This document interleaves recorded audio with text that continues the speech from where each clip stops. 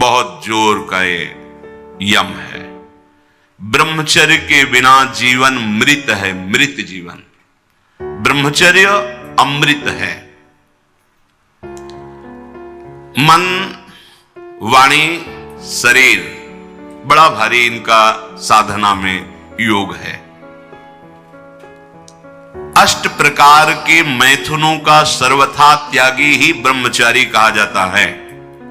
पूज्यपाद श्री उड़िया बाबा जी महाराज, मूर्तिमान ब्रह्म, ब्रह्मचर्य ही महान सामर्थ्य, परम पुरुषार्थ, भगवत प्राप्ति का प्रबल साधन है। परम सुख का, परम शांति का, परम स्मृति का, महान धृति का ये प्रधान साधन ब्रह्मचर्य है। जो इस साधन से हीन है वो मृत है, खुद देख ले। स्मृति काम नहीं, शरीर में विशेष रजोगुण का प्रभाव, भोग वासना से जलता हुआ हृदय, छल कपट, आगे चलकर शरीर पीड़ा से युक्त हो जाना, बुझा बुझा स्वभाव रहना, हृदय में एक विशेष चिंता, कल्पनात्मक भय, विषाद और पशुवत आचरण, ब्रह्मचर्यहीन जीवन। जो ब्रह्मचर्य धारण करना चाहे, भगवत मार्ग में जो चलते हैं उनके लिए तो है ही, पर जो भी परम सुख, परम आनंद और लोक में उन्नति, परलोक में परम पद, उसे ब्रह्मचर्य अवश्य धारण करना चाहिए। वैरागी के लिए नैष्ठिक ब्रह्मचर्य, आजीवन ब्रह्मचर्य। प्रवृत्ति गृहस्थ मार्ग के लिए संयम पूर्वक ब्रह्मचर्य का बर्ताव करना। जब तक पाणी ग्रहण संस्कार ना हो तब तक ब्रह्मचर्य अवश्य रहो। यदि उस समय तक ब्रह्मचर्य नहीं रहते तो तुम गृहस्थी को ठीक से नहीं चला पाओगे, वास्तविक अच्छे गृहस्थ नहीं बन सकते हो। जो तुम्हारी गृहस्थ की वृत्तियां हैं उनमें तुम सफल नहीं हो पाओगे। बेविचार व्यक्ति का सर्वनाश कर देता है। 20 वर्ष या 22 वर्ष की अवस्था तक तो सबको, जो भी बच्चे हैं उनको शिक्षा देनी चाहिए, ब्रह्मचर्य का ही पालन करें। बहुत सुंदर खेती गेहूं की लहलहाती हुई है और देहाती भाषा में उसे गलेत कहते हैं। गलेत मतलब बाली निकलने को है। अब काट लो आप, एक दाना नहीं मिलेगा, और थोड़ा रुक जाओ धैर्य पूर्वक, बाली आ जाने दो, उसमें दाना पड़ने दो और दाना पक जाने दो, तो 1 बीघा खेत में 40 मन गेहूं होगा। ऐसे ही जो आप 13-14 वर्ष की अवस्था से आपके अंदर परिवर्तन होता है, एक भोगाकर्षण होता है सबके अंदर जो इस भूमि में जन्मा है, या भगवान या भगवत प्राप्त महापुरुष, कारक पुरुष, उसकी बात तो अलग है। अन्यथा जो भी जन्मा है, जहां 13-14 वर्ष की अवस्था होती है तो काम वेदना जागृत होने लगती है। मन एक अलौकिक आकर्षण, भोगाकर्षण की तरफ भागने लगता है। एक चाह होती, कोई हमारा ऐसा दोस्त हो, कोई हमारा ऐसा प्यारा हो जिसको हम अपना जीवन समर्पित करें। ऐसा होता है, एक वो माया का ऐसा आकर्षण होता है। इसीलिए पूर्व में गुरुकुल भेजा जाता था, बिल्कुल भोग विलासता से दूर, एकांत में महान ब्रह्म ऋषियों के शासन में, चाहे वो राजकुमार हो चाहे गृहस्थ बालक हो, एक ही संगत में बैठाल कर अध्यात्म विद्या के द्वारा, नियम संयम यम के द्वारा उन्हें पूर्ण किया जाता था। उनका ज्ञान पूर्ण, उनका संयम पूर्ण, विचार उनका सत्य, फिर वहां निर्णय लिया जाता था। अब मैं आजीवन नैष्ठिक ब्रह्मचारी रहकर संन्यास लूंगा, अब मैं गृहस्थ में जाऊंगा। दोनों की पद्धतियां थी। गुरुजनों को संतुष्ट करके एक विरक्त मार्ग में चले जाते, गृहस्थ मार्ग में। जो गृहस्थ मार्ग में जाते, पाणी ग्रहण हुआ, उसमें भी गुरुकुल में रहकर शिक्षा मिली है, कब, कैसे, किस विधान से हमें ब्रह्मचर्य का गृहस्थ में प्रयोग करना है। ऐसा नहीं कि मनमानी व्यभिचार प्रवृत्ति। यहां तो अब ऐसे आचरणों की बढ़ोतरी हो रही जहां शास्त्र, संयम, गुरुजनों की आज्ञा, इनका तो कोई महत्व ही नहीं रह गया है। कैसी कलयुग की विचित्र मलिन चाल। जिस अवस्था में असंग रहकर विद्या का अध्ययन करना, स्वास्थ्यवर्धक चेष्टाएं करके स्वस्थ होना, समाज सेवक, देश सेवक, परिवार को सुख पहुंचाने वाला आचरण, अध्यात्म विद्या का ज्ञान, वहां छोटे से ही भोग वासना प्रवृत्ति की बढ़ोतरी, वो दोस्ती, विपरीत भावनाएं, व्यसन। समलो भाई, सबसे हाथ जोड़ के कह रहा हूं, बहुत कीमती आपका जीवन है। जिस जीवन को छोटे छोटे बच्चे गांजा, भांग, अफीम, ड्रग्स, चरस, ये क्या हो रहा है? अभी आपकी 20-22 वर्ष की अवस्था है, आप व्यसन में आसक्त हो गए, आप व्यभिचार में आसक्त हो गए, तो किस बुद्धि से आप देश सेवा करेंगे? किस बुद्धि से आप अपना उद्धार या अपने परिवार को सुख पहुंचाएंगे? ब्रह्मचर्य जीवन है, ब्रह्मचर्य जीवन है। ब्रह्मचर्यहीन जीवन मृत्यु है।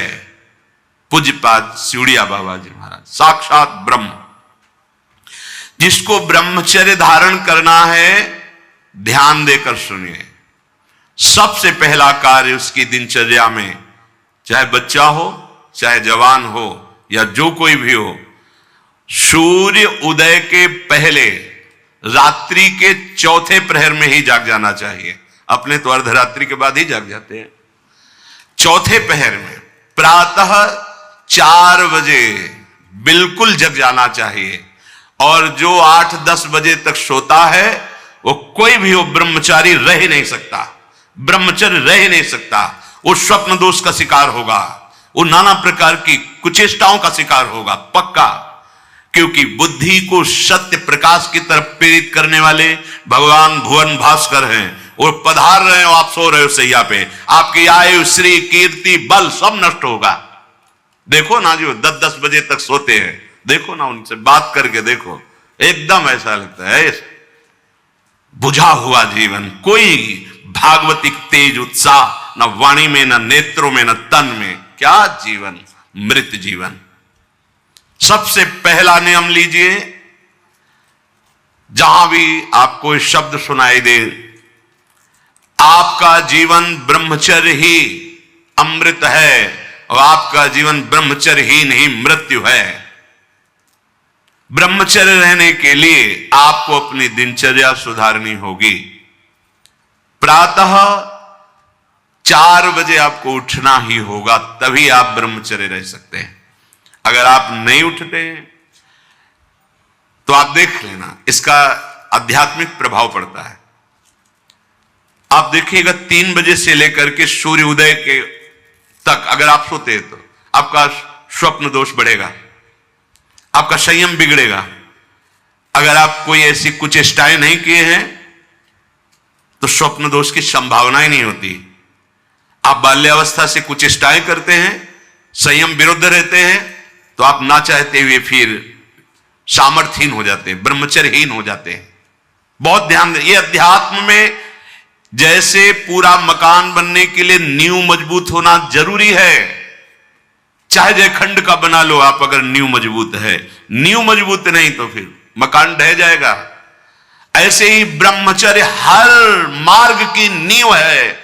चाहे जिस मार्ग में चलना चाहो, चाहे जिस संप्रदाय में चलना चाहो, चाहे लौकिक मार्ग हो या पारलौकिक, आपका ब्रह्मचर्य नींव है जीवन की। इसको मनोरंजन मत समझो। कैसी तुम्हारी दुर्बुद्धि, अपने हाथ से तुम अपना नाश करते हो। कैसी कैसी दुर्बुद्धि जागृत हो गई, सावधान। पूज्यपाद बाबा कह रहे हैं, जब प्रातः काल उठो, कोई भी हो, अगर थोड़ी भी आस्तिकता है तभी तो ब्रह्मचर्य की भावना आप धारण करोगे। तो उठकर पहला कार्य प्रभु का स्मरण। अपने तो प्रभु के स्मरण की सरसता प्राप्त करने के लिए पहले तो गुरुदेव और भक्तों का स्मरण, फिर प्रभु को। मोरे मन प्रभुस्य विश्वासा, राम ते अधिक राम कर दासा। भक्त सुमिरन से भगवान बहुत जल्दी प्रसन्न हो जाते हैं। हरि को निज यस्ते अधिक भक्तन यस पर प्यार।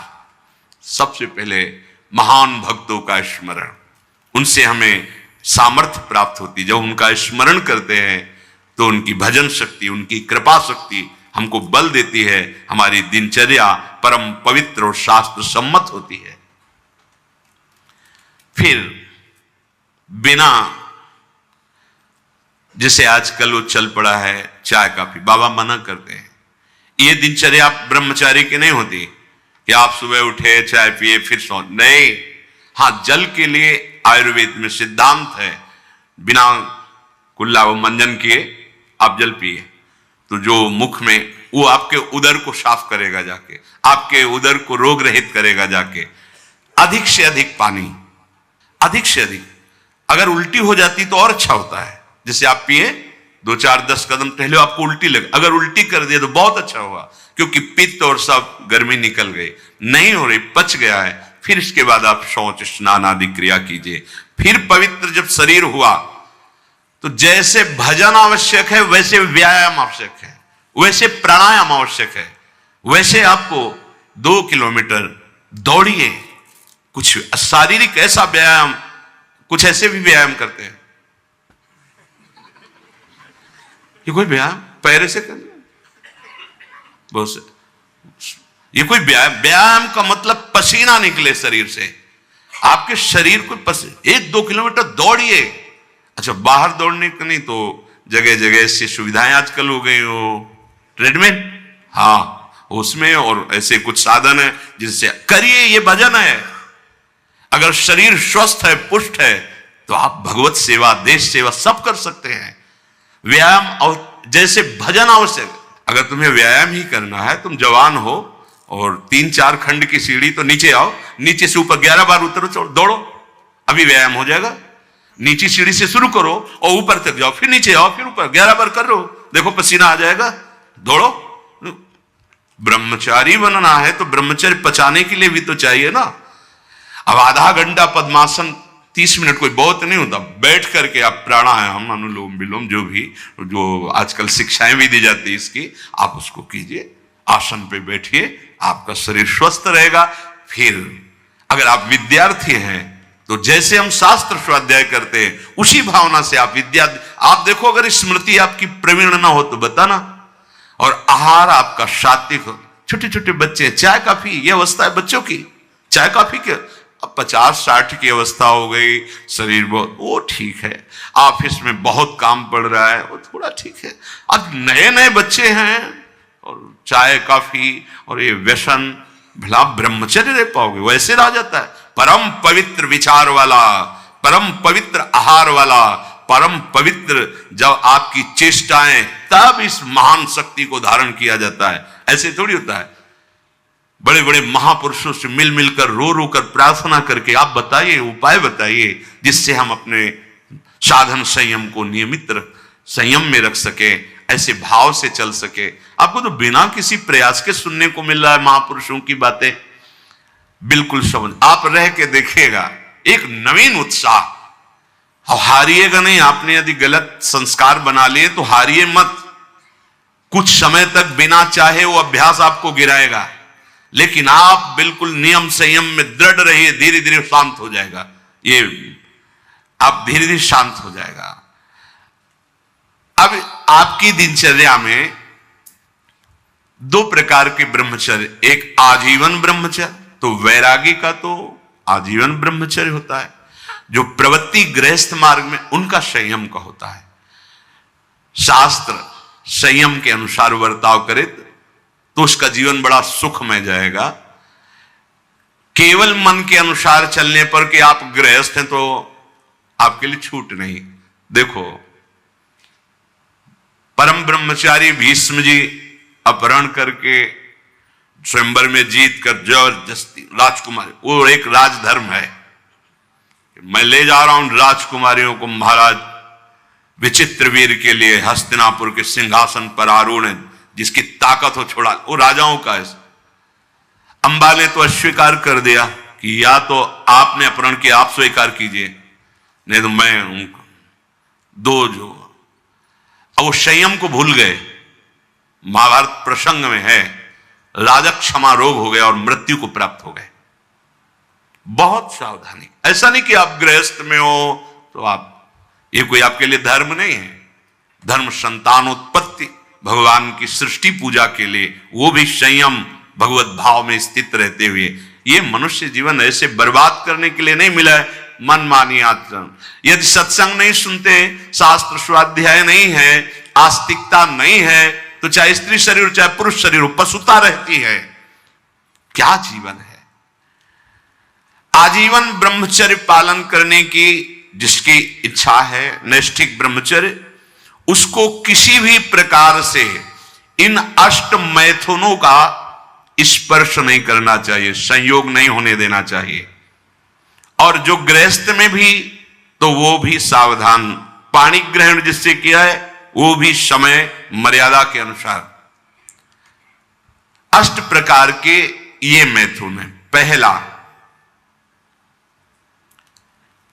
जब हम कोई गंदी बातें सुनते हैं, गंदी बातें देखते हैं, तब हमारे अंदर गंदी बातों का चिंतन होता है, फिर संकल्प बनता है। पहला, जो हम देखते हैं उस पर सुधार करो, जो हम सुनते हैं उस पर देखो। कोई ऐसी बात तो नहीं सुन रहे जो हमारे अंदर काम जागृत कर दे, कोई ऐसा दृश्य तो नहीं देख रहे जो हमारे अंदर काम जागृत कर दे, कहीं हम ऐसी कोई बातें तो नहीं बोल रहे हैं जो काम उत्तेजना प्रकट कर दे। तीन बातें। पहला, ध्यान दीजिए, इसी से भोग संकल्प बनता है। पहला, भोग संकल्प त्यागी। वो बनता कैसे? प्रधान बात, आपको ऐसा कोई दृश्य नहीं देखना जिससे आपके अंदर कामोत्तेजना जागृत, इसका प्रभाव पड़ता है। अभी आप कोई ऐसी बात करुणा की सुने तो आपको रोना आ जाएगा। आप कोई ऐसा दृश्य देखें तो आपका हृदय पिघल जाएगा। आप वाणी से कोई ऐसी करुणा की बात कर, आपको रोना आ जाएगा।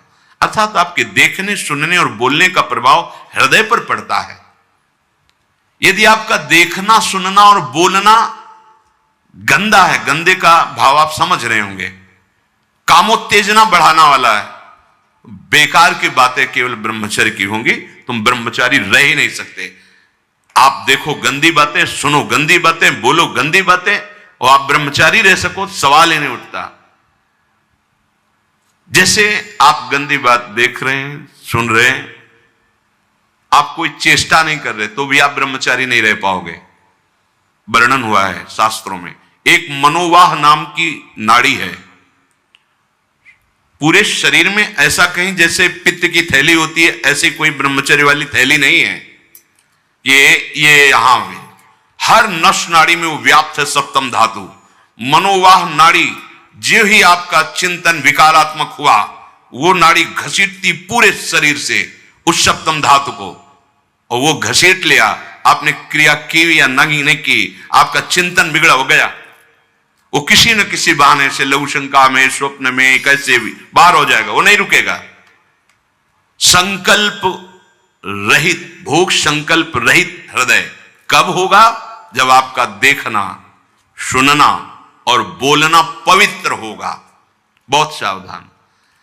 आज सावधान होना तो बहुत ही कठिन है, क्योंकि मोबाइल है। जो बातें बहुत गुप्त रखी जाती थी कि नई पीढ़ी, नई समाज हमारी समय आने पर जाने, बड़े बुजुर्ग घर की माताएं बहनें जब बेटी का ब्याह होता था तब एकांत में शिक्षा देती थी, तुम्हारा पति ऐसा, ऐसे व्यवहार करना, ऐसे चलना, अब तुम गृहस्थ में जा रहे हो तो ऐसा ऐसा। अब छोटे छोटे बच्चे बूढ़ों को समझा सकते हैं, इतना ज्ञान है उनको, क्योंकि हाथ में मोबाइल है। गूगल में सर्च करो, यूट्यूब में सर्च करो, आपको सब शिक्षाएं मिल जाएंगी, जिस मार्ग की, चाहे अध्यात्म मार्ग की या कुमार्ग की, सब भरी हुई हैं। और प्रायः कोई बिरला ही होगा जो मोबाइल रहित हो। जैसे भगवान सर्वत्र विराजमान है, ऐसे माया ने सर्वत्र रचना कर दी मोबाइल की। हर चीज में कुछ गुण हैं, कुछ दोष हैं। अगर मोबाइल रखो तो गुण ग्रहण करो, बहुत आवश्यक है। ठीक है, आप कहीं ऐसी जगह फंस रहे हैं, फोन कर दिए, सहयोग मिल गया, आप पुलिस को फोन कर सकते हैं, घर को फोन कर सकते हैं। जहां चिट्ठी जाती थी महीनों में, वहां मिनट में बात कर लो, बड़ी सुविधा है। लेकिन कुमार्गगामी प्रवृत्ति की सुविधा उसमें मत लीजिए। अगर आप वो बातें देखेंगे, आपके पास मोबाइल है, एकांत हुए और आप 4 साधक बैठकर या 4 नौजवान बैठकर आप अपने को संभाल नहीं सकते। एक दृश्य देखा आजा मिलने की, एक वैश्या किसी के साथ जंगल में ऐसे, उस दृश्य ने नीच आचरणों में फंसा दिया। एक दृश्य देखा, सौभरी ऋषि ने मछली की 50 राजकुमारियों से ब्याह किया जाके मानधाता की। दृश्य ही देखने मात्र से भ्रष्ट हो जाना होता है। फिर आप उसको तो सर्च करके इच्छा करके देख रहे हैं। हाथ जोड़कर प्रार्थना है, इस आग से बचो। ये आग तुम्हारे सुकृतों का नाश करके, तुम्हारी जीवनी शक्ति का नाश करके तुम्हें ऐसे चिंता, शोक, ऐसे दुख में फंसा देगी, फिर नहीं निकल पाओगे।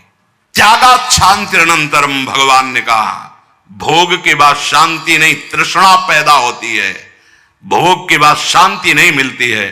कुछ क्षण के लिए वो कामना का भोग किया इसलिए शांत लगता है, फिर उसके बाद जो उसकी तृष्णा पैदा होगी, वो तांडव देख रहे उस तृष्णा का, पशुवत आचरण। हम बातें बड़ी ऊंची ऊंची धर्म की करते हैं, लेकिन नींव नहीं है धर्म की। ये ब्रह्मचर्य पूर्ण जीवन के लिए अमृत पद है। चाहे गृहस्थी में हो, चाहे व्यापारी हो, चाहे किसान हो, चाहे, और विरक्त मार्ग का तो यही मुख्य ऐसा आधार है जिसके ऊपर वो विविध प्रकार की दैवी संपदा का अनुभव करता है। पहला है,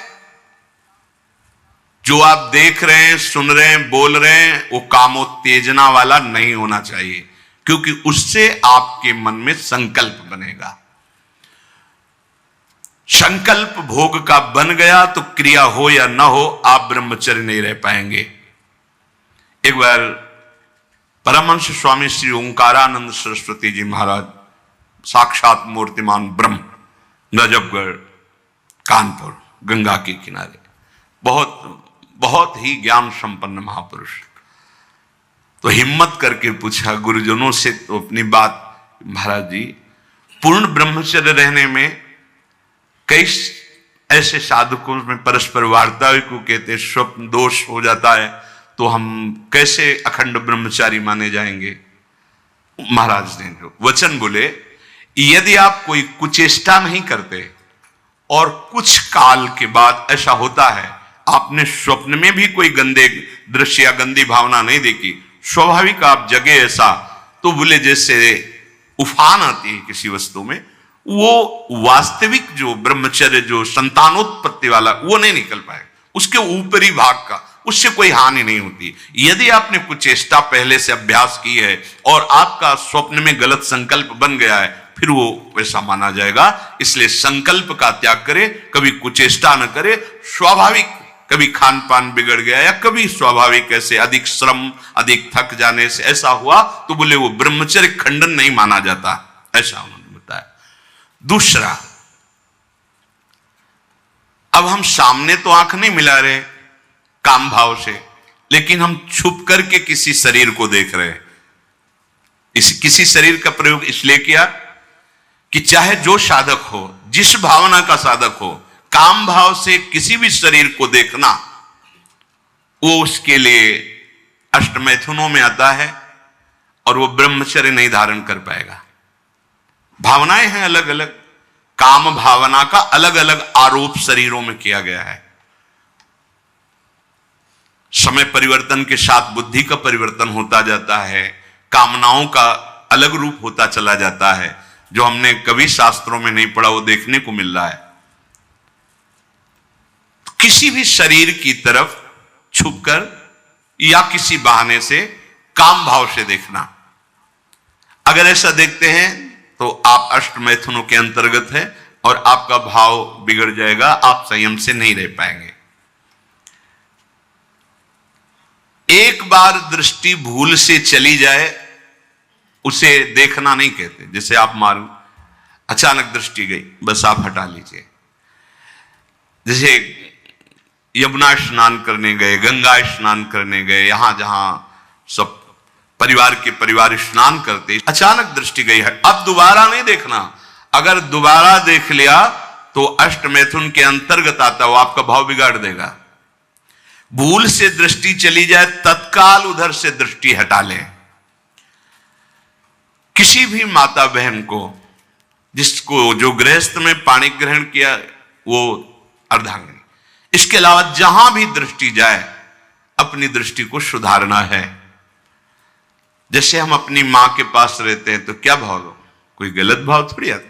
अपनी बहन के साथ रहते हैं तो क्या गलत भाव आता है? वो तो राक्षस है जिसके अंदर गलत भाव है, वो मनुष्य थोड़ी है। अरे बहन बेटी मां है तो परम पवित्र, इनके तो चरण रज माथे पे रखते हैं, माथा इनके चरणों में रखते हैं। देखो कितनी सुंदर रीति हमारी ने तो देखा है।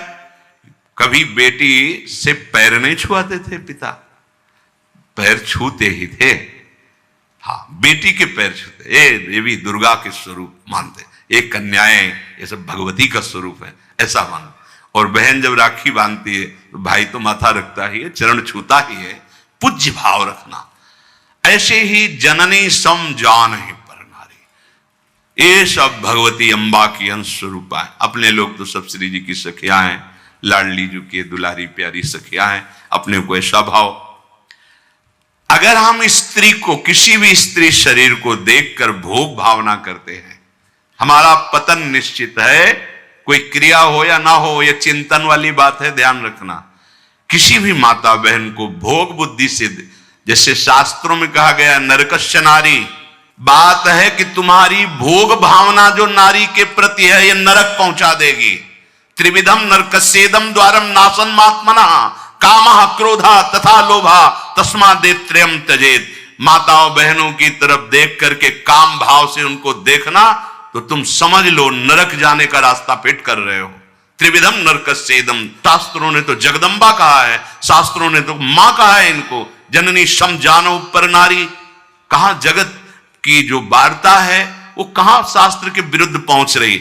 शास्त्र उसको कह रहा है जो माताओं बहनों को गलत दृष्टि से देख रहा है कि नरक, ये तुम्हारे नरक का हेतु बनेगा जो तुम देख रहे हो स्त्री को काम भाव से। आगे कह रहे हैं किसी भी तरह से खिलवाड़ करना। बच्चे हैं, बच्चियां हैं, अब उनको तो ज्ञान नहीं है कि आप गलत स्पर्श कर रहे हैं, आप गलत ढंग से छू रहे हैं, और आप अपनी वासना का पोषण करने के लिए छोटे बच्चों को, बच्चियों को गोद में बैठा ले, खिला रहे, और आपकी भावना दूषित हो रही। ये सत्संग है, बहुत होश में सुनिए। साधु हैं या परमार्थ के पथिक हैं या गृहस्थ है, अंतर में बैठा हुआ अंतर्यामी देख रहा है। आप क्या देख रहे हो और आप क्या सोच रहे हो, बस। जो ब्रह्म स्वरूप महापुरुष हो गए स्वयं बालकवत, वो खेल रहे हो, विचरण कर, तुम्हारी स्थिति नहीं है। अंतर की वृत्ति भ्रष्ट होने में देर नहीं लगती है। वो अबोध अवस्था को प्राप्त बालक बालिकाएं हैं। भगवान का स्वरूप मानकर दूर से, अगर वैराग्य मार्ग के पथि को दूर से स्पर्श करने का अधिकार नहीं, स्पर्श करने का वो ब्रह्मबोध संपन्न महापुरुष जो स्वयं बालवत परमहंस अवस्था को प्राप्त, वो बच्चों के साथ खेलते हैं जहां कामना की कोई गंध ही नहीं, ब्रह्म स्वरूप है अपने होश में। किसी बालक को किसी भी तरह से दुलार करना, वो वात्सल्य नहीं होगा आपके अंदर, वो वासना होगी। ध्यान देना, बहुत सावधानी का विषय है। ये हम तो बच्चों के साथ खेलते हैं, नहीं, तुम बच्चों के साथ खेलते नहीं, अपनी वासना को बढ़ावा दे रहे हो। उपासक उपासना का बढ़ावा करता है। दूर से देखो, चरणों में प्रणाम करो, मेरे लाडली लाल इन्हीं बच्चों में खेल रहे, प्रणाम किया निकल गए। ऐसा किसी भी तरह से स्पर्श करने का अधिकार नहीं है। वो महापुरुष जो भगवत प्राप्त है वो खुद वैसे धूल दूषित उनके साथ खेल रहे, उनकी क्षमता हमारे हृदय में नहीं जागृत है, चूक हो जाएगी। बहुत सावधानी का। एकांत में किसी भी तरह का व्यवहार करना विपरीत शरीर से, काम चेष्टा नहीं कर रहे, पर हंसी मजाक, छूना, खेलना, बातें करना, वो आपको भ्रष्ट कर देगा। सावधान। विपरीत आकर्षण जहां आपका काम भाव बन सकता है, एकांत में नहीं। व्यवहार करने के लिए जिनको सेवाएं मिली हैं 2-3 एक साथ, तब व्यवहार कीजिए। अकेले वार्ता करने वाला अपराधी माना जाएगा। क्यों? अकेले वार्ता में माना आप दूषित नहीं, लेकिन दूसरे की दृष्टि भावना दूषित हो सकती है कि ये स्त्री शरीर और ये पुरुष शरीर, कहीं कोई ऐसा तो नहीं, तो आपने गलती नहीं की, लेकिन आपके आचरण ने दूसरे की श्रद्धा बिगाड़ दी। नहीं, आपको ऐसा भी आचरण नहीं करना कि दूसरे की श्रद्धा में भी दोष आवे, क्योंकि आपका आचरण ही दूसरे के ऊपर प्रभाव डालने वाला है। एकांत में कोई भी ऐसी हंसी मजाक चेष्टा विनोद, भले भागवतिक हो, लेकिन विपरीत शरीर जिसमें काम भावना होती, नहीं करना चाहिए। समाज में बहुत सावधानी पूर्वक व्यवहार करना चाहिए। एकांत में किसी भी ऐसे विपरीत शरीर का ऐसे हंसी मजाक करते हुए स्पर्श करने से भावना में काम प्रभाव जागृत हो जाता है। बलवान इंद्रिय ग्रामो विद्वानमपि करसति, साधारण की तो बात जाने दो। किसी भी जीव को मैथुन करते हुए एकाग्रता पूर्वक देखना, मानो कोई पशु पक्षी आदि ऐसे मैथुन धर्म से अचानक दृष्टि गई, राधा राधा राधा, अगर आपने एकाग्रता पूर्वक देखा तो ये दृश्य आपको भ्रष्ट कर देगा। फिर मोबाइल में देखने वाली तो बात ही जाने दो। अचानक दृष्टि गई किसी पशु पक्षी आदि में, राधा राधा, अपनी दृष्टि नीचे की चल दिए। अगर उसका चिंतन बना, उसको एकाग्रता पूर्वक देखे तो कुछ क्रिया नहीं होगी। मनोवाह नाड़ी इतनी सामर्थ्यशाली, जहां चिंतन हुआ काम का, वो पूरे शरीर से सप्तम धातु को, ब्रह्मचर्य आपका क्षीण हो जाएगा। बहुत सावधानी की जरूरत। वीर्य, प्राण, मन, इन तीनों का परस्पर घनिष्ठ संबंध है। एक भी स्थिर हो जाए तो तीनों स्थिर हो जाएंगे। ब्रह्मचर्य ठीक, मन एकाग्र और प्राण सूक्ष्म। सूक्ष्म प्राणों के द्वारा ही परम योग को प्राप्त किया जाता है। स्थूल प्राण, बहुत खाना, बहुत चर्बी बढ़ाना, ये साधन हो पाएगा? शांत, ऐसे आटा लगा दिया जाए, उड़े ना। श्वास प्रश्वास चल रही, उस आटे पर धक्का भी नहीं लगना चाहिए, तब समझना चाहिए कि प्राणवायु सूक्ष्म हो रही। इन बातों का कोई ध्यान ही नहीं हो रहा, बस मनमानी आचरण। बहुत इतना खा लिया और उसी को पचाने में पूरी शक्ति लग गई। भजन और एकाग्रता और इंद्रिय संयम तो बात जाने दो, इतना पा लिया। वीर्य, प्राण, मन, तीनों का परस्पर घनिष्ठ संबंध है और उपासना में तीनों का बहुत बड़ा योगदान है। प्राण सूक्ष्म, देखो नाम जब आप श्वास लेते हैं आराम से और नाम चल रहा है कशान, फिर श्वास आराम से, नाम चल रहा है। अब स्थूल प्राण है, बैठे हो, सुनाई दे रही आवाज प्राणवायु, सांप की सी फुसकार निकल रही। आप साधक हैं, आप उपासक, इतने स्थूल प्राण, तो आप मंत्र कहां चला पा रहे हैं? इसका मतलब मंत्र नहीं चल रहा। आराम से शांत श्वास। प्राण जिसका ब्रह्मचर्य ठीक है, बिना प्राणायाम के भी वो सूक्ष्म हो जाएगा। जिसका प्राण सूक्ष्म है, ब्रह्मचर्य ठीक है, मन को एकाग्र करने के लिए ज्यादा श्रम नहीं करना पड़ता। ये तीनों एक तार जुड़े हुए हैं। ब्रह्मचर्य ठीक नहीं, मन भयानक चंचल बदमाश होता चला जाएगा, गंदी से गंदी बात पेश करेगा आपके सामने, गंदे से गंदे आचरण करेगा, भूल जाएगा कि हम मनुष्य हैं, पशुवत आचरण में उतार देगा। ब्रह्मचर्य, प्राण, मन, तीनों का परस्पर बहुत घनिष्ठ संबंध है। एक स्थिर कर लो, ब्रह्मचर्य, बहुत गंभीरता स्वभाव में आ जाएगी। ब्रह्मचारी का स्वभाव गंभीर होता है, विचार परिपक्व होता है, स्मृति प्रवीण होती है उसकी, और हर कष्ट सहने की सामर्थ्य होती। गर्मी, सर्दी, बरसात, पीड़ा, अपमान, निंदा, वो महान शीतलता अंदर प्रदान करता है। मस्ती एक रहती है, और कहीं निरंतर भजन और ब्रह्मचर्य, फिर क्या दुर्लभ रह गया संसार में उसके लिए। इसलिए हमारे शास्त्रों ने, ब्रह्म ऋषियों ने ब्रह्मचर्य पर बहुत जोर दिया है।